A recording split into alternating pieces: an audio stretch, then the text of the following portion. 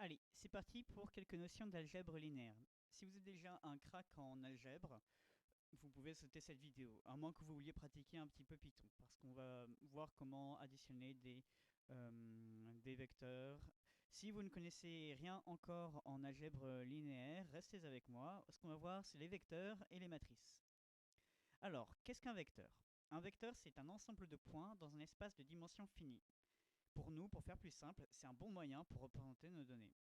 Par exemple, on peut représenter des données physiologiques. La taille, le poids, l'âge.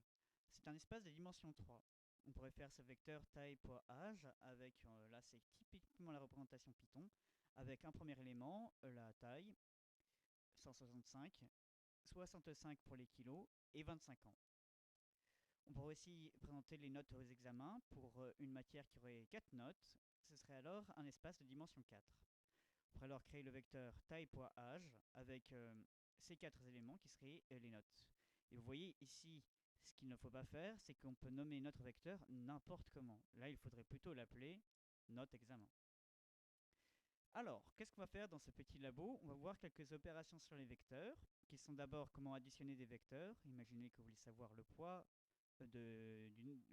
total qui est transporté par un ascenseur et savoir s'il dépasse une limite. Ou soustraire si vous voulez retirer des points lors d'une pondération de notes sur l'ensemble de vos élèves. Enfin, faire la somme de vos vecteurs, et là, ça s'applique plus au cas de l'ascenseur.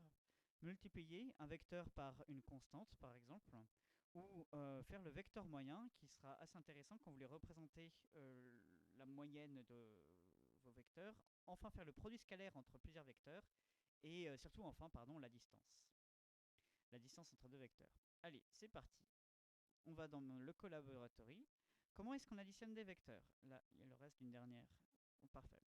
Alors, il y a une petite règle qui est intéressante, c'est la règle du parallélogramme. Ici, elle est déjà pratiquement finie. Pardon pour l'image ici qui ne se représente pas. Mais si vous avez votre vecteur U et votre vecteur V qui partent du même point à l'origine, il suffit de mettre votre vecteur U au bout du vecteur auquel vous voulez l'additionner et tracer pardon, le segment entre les deux extrémités, ça vous donne la somme des vecteurs, ce que ça représente. Donc c'est parti, maintenant on va voir comment faire cela. On prend un vecteur 1 qui sera par exemple les données physiologiques, 165 cm, 65 kg et 25 ans pour un premier vecteur. Le vecteur 2 qui sera, qu'est-ce qu'on peut prendre, 175 cm pour 89 kg et 45 ans. Et maintenant, on va les additionner. Comment faire? On fait une fonction. On peut faire la fonction que l'on appellera ici vector add, qui prend deux vecteurs, pardon, pas deux vecteurs, deux arguments, deux éléments, et qui va additionner les éléments de V et W de A2. On peut aussi faire une belle doc en disant par exemple ce qu'on veut en entrée de points de liste et en sortie une seule liste. Et voilà, comment est-ce que là ça va se passer? On va faire return 2, et là je vous le montre, mais vous pouvez à mon avis déjà le deviner, c'est qu'on va faire VI plus WI for VI, WI, et là peut-être que vous ne l'auriez pas deviné si vous n'avez pas encore assimilé l'élément zip qui vous permet du coup de lier à chaque fois 2 à 2 les éléments de votre de liste. Du coup là on met V et W, et vous pouvez voir ici, si on fait vector add de V1, V2, hop, que l'on a bien notre... Ah, il y a une petite erreur. Quelle est l'erreur? For VI, VI plus WI, for VI, virgule WI. Ah, et là, for VI, virgule WI, in zip de V et W. Quelle est l'erreur? Ah oui, voilà, bien sûr, c'est return, pas rerun. Return, et voilà, cette fois-ci, on a bien la somme des deux vecteurs qui représentent nos personnes. Je vous laisse faire du coup une soustraction de vecteurs. Grâce à cette image, peut-être que vous arrivez à le faire vous-même. Je vous donne juste le nom. Def vector subtract. Et qu'est-ce qui va se passer? Mettez sur pause et remplissez-moi cette fonction. Bravo, je suis sûr que vous avez réussi. On fait donc V et W, deux arguments. Pof, qu'est-ce qui va se passer? Soustraction des éléments de V et W, 2 à 2, 1, 2, 3, voilà. Donc bien sûr, vous pouvez compléter la doc pour faire quelque chose de parfait. Pour l'instant, je vais déjà vous montrer ce que ça renvoie. On fait VI moins WI for VI, WI in zip de V, W. Alors, vous allez me dire peut-être qu'il y a plus simple pour faire ça. Vous connaissez par exemple la méthode NumPy. NumPy permet de faire des sommes par exemple entre des vecteurs. C'est vrai, complètement, je vous pousse à l'utiliser. Par exemple ici, vous avez la somme de deux vecteurs. Mais j'ai préféré vous faire un petit peu pratiquer, c'est pour ça que je vous fais ici je vous donne ces fonctions. Alors, maintenant qu'on a fait la soustraction, qu'on peut voir aussi qu'elle marche, vecteur subtract, et bien là on peut voir, hop, de V1,W1, pardon, V1, V2, hop, et voilà, on a ce vecteur qui nous soustrait nos deux éléments. Maintenant on peut vouloir faire la somme de plusieurs vecteurs. Donc là, toujours, on peut le faire de deux manières différentes, vector sum, qui va prendre un ensemble de vectors, qui est une liste, et qui va donc additionner avec 2n les éléments de tous les vecteurs de la liste vecteur. Alors les éléments i de tous les vecteurs de la liste vecteur. Pour chaque, ou plutôt, oui, pour faire plus simple, les éléments correspondants des vecteurs de la liste vectors. Et voilà. Comment ça va se passer? Il y a deux manières de le faire. Soit vous le faites avec des boucles, soit vous le faites avec quelque chose qu'on a vu, un autre mot magique, dans le cours d'initiation à Python. Je vous laisse le faire en mettant sur pause. Alors je suis sûr que vous avez réussi aussi, probablement la première, peut-être pas la deuxième. La première. Bien sûr, on peut prendre par exemple le premier vecteur, on le met dans notre premier résultat, puisqu'ensuite on va lui additionner tous les autres. Et pour tous les autres vecteurs, for vector in vectors, sauf le premier, en mettant ce petit indice, en disant qu'on prend à partir de l'indice 1 et pas de l'indice 0, eh bien, pour tous ces vecteurs in vectors, on va faire vectors, c'est ça, est égal à vector add de vector, de résulte, pardon, avec vector, ou l'inverse, ça aurait pu le faire aussi. Sauf que là, j'ai oublié ça, et voilà. Très bien. Et maintenant, ce qu'on peut faire, c'est retourner return result. C'est parti, on tente de faire notre vector sum avec déjà V1, W1, et un dernier vecteur. On peut mettre par exemple quelqu'un qui fait 189 cm, qui pèse 98 kg, et qui a 50 ans. Et hop, alors il y a une petite erreur, on lui a envoyé, ah bah oui, il faut bien sûr une liste bien sûr de vecteurs et pas un seul vecteur. Et du coup là, cette fois-ci, on a bien notre vecteur sum. On aurait pu aussi le faire d'une autre manière. On peut faire par exemple, on va le faire ici, def vector sum avec toujours notre liste de vectors.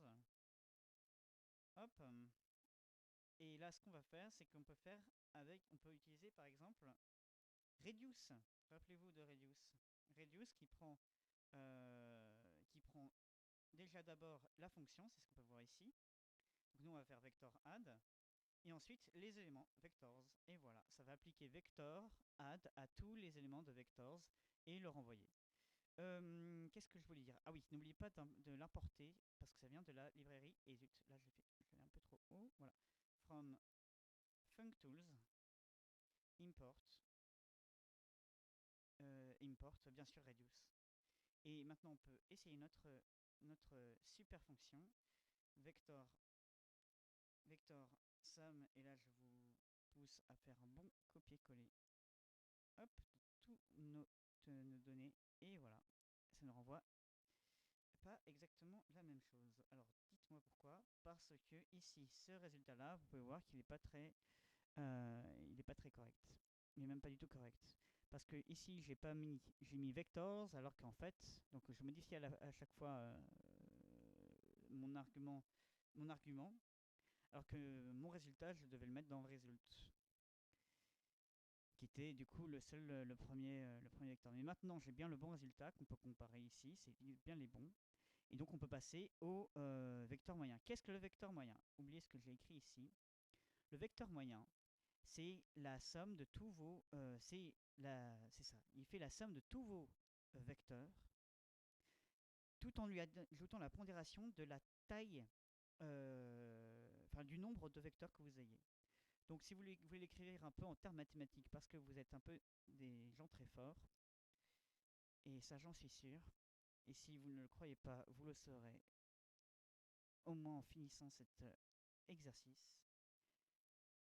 Donc comment est-ce qu'on peut le faire? Comment on peut faire ce vecteur moyen qu'on va appeler m, c'est égal à la somme qui va de pour i qui va de pour i qui va de 0 hop, de 0 jusqu'à hop n. Là il y a un petit problème ici.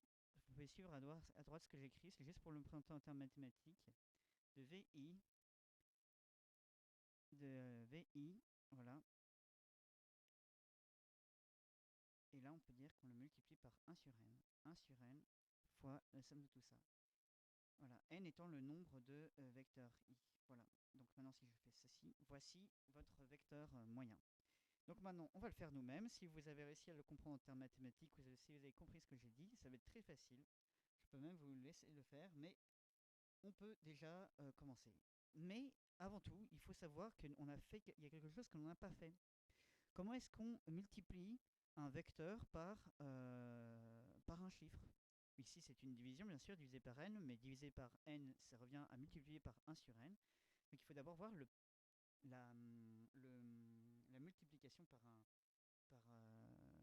chiffre, et du coup, on appelle ça la multiplication scalaire. Scalar multiply, qui va prendre le nombre et votre vecteur. Donc comment ça marche? Ça renvoie la multiplication des éléments de V par C. Donc ce que l'on doit faire maintenant, c'est tout simplement renvoyer C fois VI for VI in V. Et voilà, maintenant on peut faire par exemple scalar multiply de notre scalar multiply de C par V, et du coup on peut faire 2 par exemple, et on multiplie par 2 notre vecteur V1. Hop, on tente d'écrire. Alors il y a bien sûr une erreur. CI for. Et oui, oh là là. Return. Et cette fois-ci on devrait être bon. Ah non, non, non. Oh là là, mais qu'est-ce qui m'arrive ce soir? Return. Et cette fois-ci on doit être très bon. Voilà, on a multiplié par 2 le vecteur de la première personne. Donc maintenant qu'on a fait cette multiplication par 2, on va essayer maintenant de faire le vecteur moyen. Def de vecteur min. Vecteur min.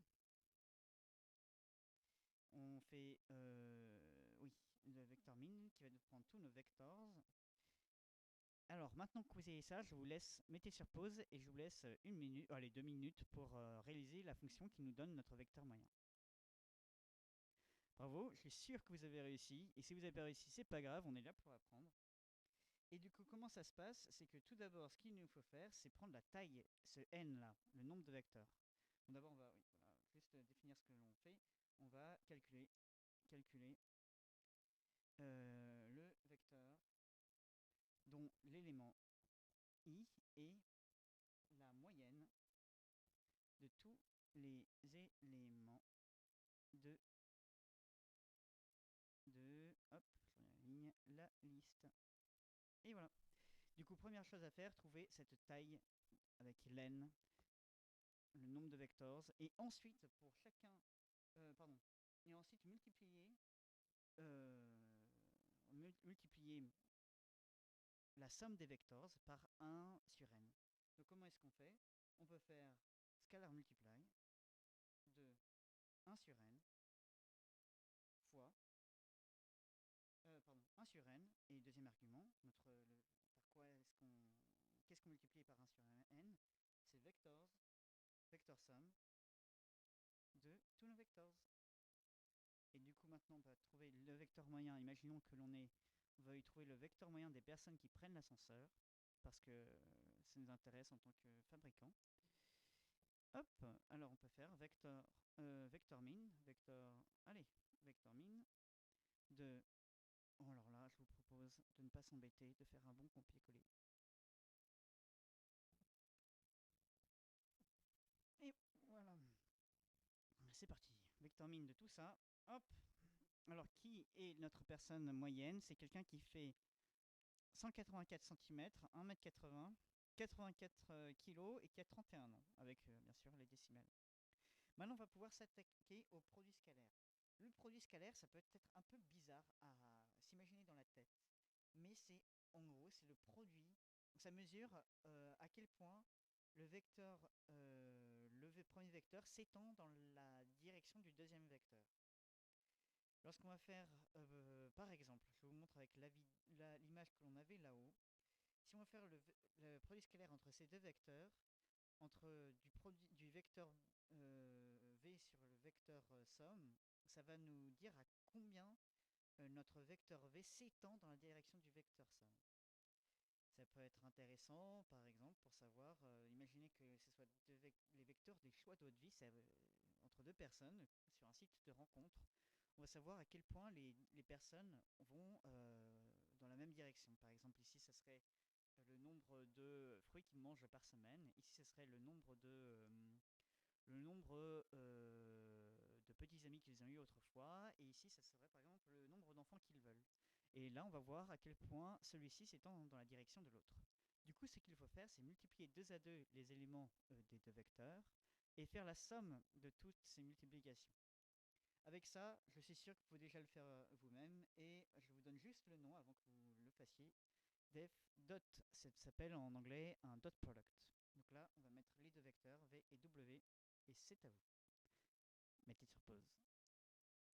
Bravo, je suis sûr que vous avez réussi. Et sinon, c'est pas grave, c'est quelque chose encore de nouveau, et on est là pour apprendre. Alors comment faire? En gros, c'est bien sûr chacun des éléments, vi fois wi, vi fois v1 fois w1, plus quelque chose, plus vi fois wi, plus tous les autres, jusqu'au dernier. Vn fois Wn. Et voilà, voici votre dot product. Donc comment le faire? Je suis sûr que vous avez réussi en faisant return vi fois wi for, là ça devrait être un automatisme, vi, wi in zip de v,w. Donc maintenant voyons voir à quel point nos deux vecteurs v1 et v2 v2 va dans la direction de v1, et là, comme à chaque fois, j'ai un clavier qui me bug. Voilà. Alors, il y a une petite erreur, ou bien j'ai l'impression que elle a fait n'importe quoi, les amis. Oui, voilà. Bah oui, j'ai oublié de faire la somme. Pour l'instant, je l'avais juste fait les multiplications. Et voilà. Voilà, ça nous sort un chiffre qui ne veut pas dire grand chose, mais en gros, ça veut dire que ça vous permet de comparer des vecteurs entre, imaginons, la troisième personne que l'on a ici. Allons voir à quel point elle s'étend dans la direction de V1. Eh bien, je vous parie que ça sera, ouais, ça sera hop, un peu plus. V2 va moins dans la direction de V1 que notre troisième vecteur. Maintenant, ce qu'on va faire, on va se préparer à calculer le score de distance. Pour faire le score de distance, j'imagine que vous vous rappeliez comment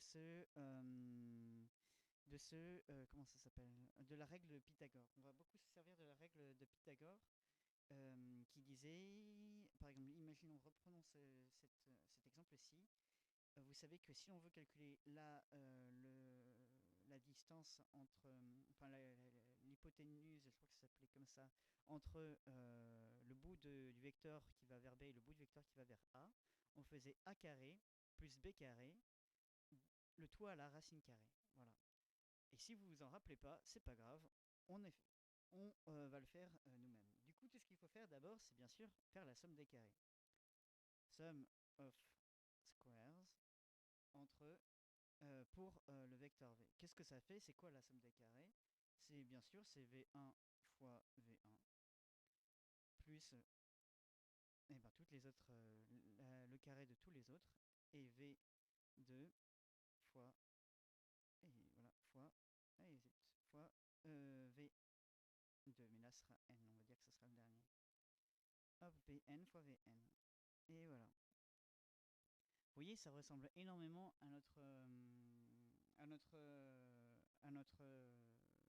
notre produit scalaire, n'est-ce pas? Donc c'est parti. Donc qu'est-ce qu'il faut refaire? Eh bien on fait un return, on fait un dot entre v et v. Et voilà. Donc là on a notre somme des carrés. Maintenant, bien sûr, on veut calculer la racine carrée de cette somme des carrés, qu'on appelle aussi la magnitude. Comment se faire? Eh bien il faut apporter la librairie math qui vous permet d'avoir ce calculateur de racine carrée.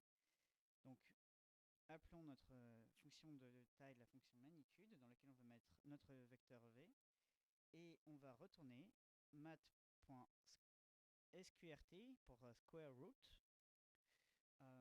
de la somme des carrés, sum of squares de voilà, notre élément v. Et avec ça, on aura la taille de notre vecteur v déjà. Donc maintenant si on fait magnitude de v, notre vecteur v, pardon, il n'y a pas de vecteur v, il y a un vecteur v1. Voilà. Et voilà, c'est la taille de notre vecteur v. Donc maintenant on est pareil pour pouvoir calculer la distance.